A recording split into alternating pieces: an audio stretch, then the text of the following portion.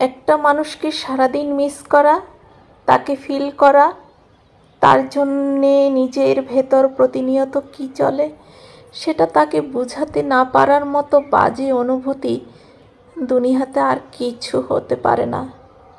নীরব একটা যন্ত্রণা কুড়ে কুড়ে ভিতরটাকে শেষ করে দিবে তোমাকে না পাওয়ার যন্ত্রণায়।